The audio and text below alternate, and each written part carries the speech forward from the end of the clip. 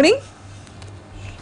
Okay, just give us a second while we try and figure out. I can't hear you at the moment, but let me try and figure out why that is. So just hold on.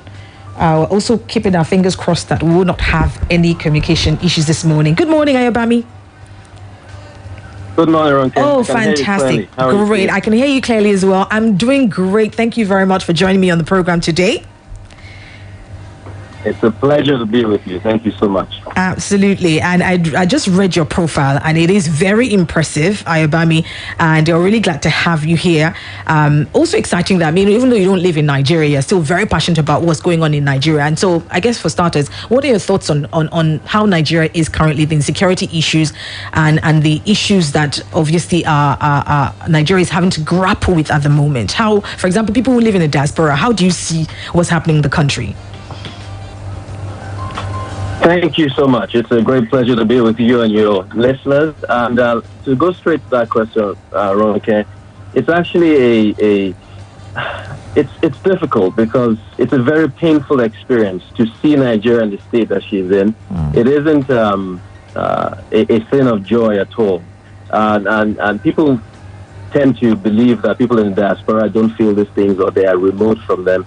It isn't actually the case. I have family. I lived in Nigeria, and in a sense, I come to Nigeria quite often, and I'm very connected to Nigeria, and it's my intention, one day to be back home. And what I find in all these things that are going on, it's really sad because 211 million people, being in a place where there's so much danger, insecurity, food insecurity, some of the most basic things that human beings need, and we don't have them, or we don't have the resources, but simply because we have mismanaged, we have, frittered away the resources that we've been blessed with. And these are things that are down to leadership, I believe.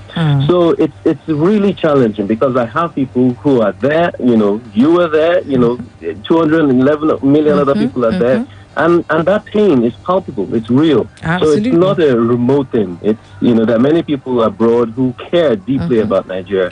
And I'd love to believe that I'm one of them. Absolutely. Yeah. Even still today, people are living in droves trying to go to Canada. But one thing that... Can you hear me? Yes, I can hear you. Can you hear me, Ayobami? Hello, can you hear me?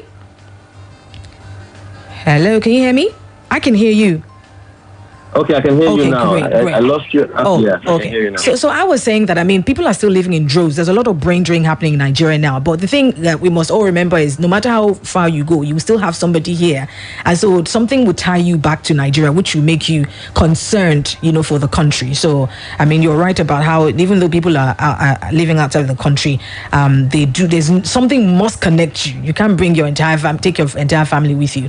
There will be somebody or something that connects you back to home, right? Absolutely. Okay. Absolutely. Just to add to that, part of it for me is not so much the fact that I have people there. My heart is drawn towards Nigeria. It's more the fact that I myself want to be in Nigeria. I want to be a part of what's going on. I want to be a part of shaping what is the future. And that future is in our hands. It's difficult, and there's so many challenges, but I don't think they're insurmountable. I think they can be fixed. But it takes a lot of will. From the populace, from the polity, it takes will politically as well. Right. And these are not things that other nations haven't done. Other nations have succeeded in solving similar challenges. Right. Nigeria is very complex. We must accept that. But there are other nations that are just as complex. Absolutely. So we cannot put our hands on and say, our problems are unique. We cannot fix them and all that. We have to.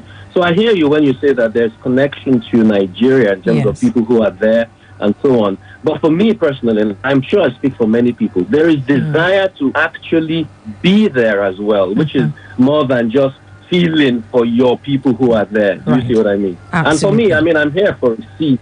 I'm not here for the rest of my life. By God's grace, that's not my desire. You hope to come back home to Nigeria someday. Absolutely. But you see, Ronke, the thing is that while I'm here, it's an opportunity to gain experience, expertise, knowledge, and things that I take very, very seriously.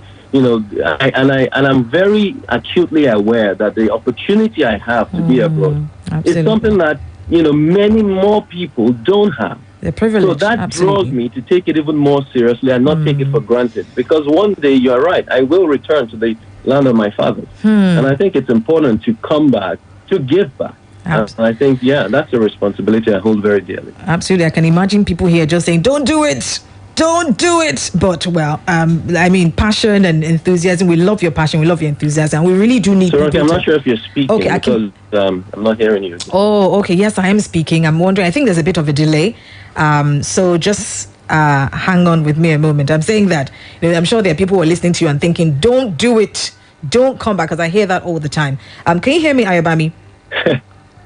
I can hear you. Okay, great. I think that's the delay, but yes. I will just delay each time. So that's fine. I'll stay with the delay. Absolutely. All right, let me dive in real quickly, because I read your article. It was actually shared by my cousin, thanks cuz, on her WhatsApp. And I read the article, and your article was sort of talking about how you just completed this course or some training at the School of Politics. It's actually ongoing.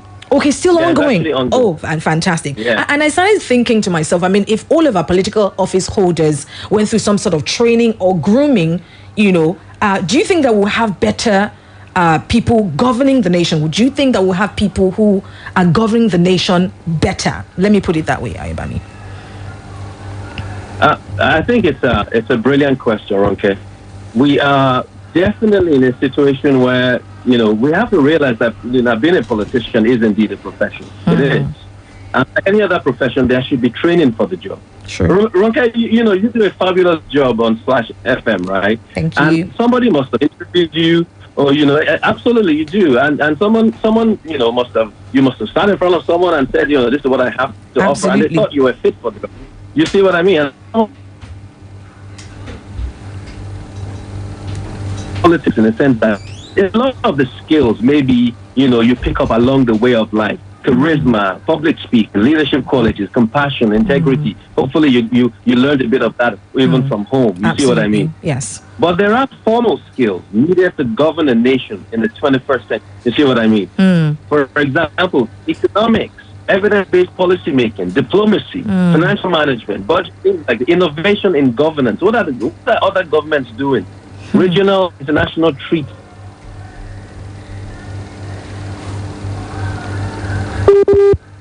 These are things that are important to know for us to be able to govern effectively. True. Now, even if these things were taught in schools, even if they were all taught in schools, and it was through our education system, how many pieces of falsified academic credentials do we? We've had many leaders at various levels. Yes. Who are we cannot have Nigerians be used as a test bed to demonstrate people's lack of capacity in these areas. If you see what I mean. Yes. The nation. So yes, I do believe that some sort of formalization and of the prerequisite knowledge to be able to effectively and efficiently hold office, I think is required in my opinion. Right. But some people will say that actually may be a problem, because we find that politicians in Nigeria see politics as a career. So someone who wasn't perhaps maybe really doing much, or maybe they were doing much, abandon what they were doing and then focus on politics. So they have this knack for holding on and making it a do or die affair. They feel like, politics, in fact, governing in Nigeria or holding a political office should be a part-time thing, whereby you have something else you're doing. So it doesn't feel like somebody has been in the Senate and they want to continue in the Senate. Then they become a governor. Then from governor, they go back to Senate. And then, so Nigerians feel that this is a problem in itself, that public office should actually be a part-time thing as opposed to focusing on it as a profession, which is something you've mentioned. Ayobami.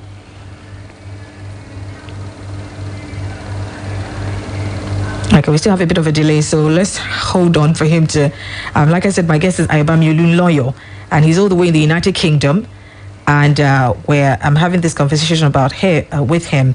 Hello, Ayobami, can you still hear me? I can hear you. Okay, great. Can you hear me? Yes, I can hear you. Okay, so I think I caught the question. It was cutting out a little bit later, but I think I caught the gist of the question. Yes. So you were talking about the do or die affair, right? Yes. And people having part-time. Absolutely. Politics should be part-time. Yes. But Ronke, think about it, right? If your airline pilot, it was a part-time thing. He was just doing it when he felt like. No retraining each year. No benchmarking to best practice. Even you, as a fantastic radio show host, you understand, not learning what's new in the industry. True. You Innovation, right. Not keeping up with it. But Ronke, somehow we find it acceptable that the people who lead us should do it part-time and it not be their entire focus. Right.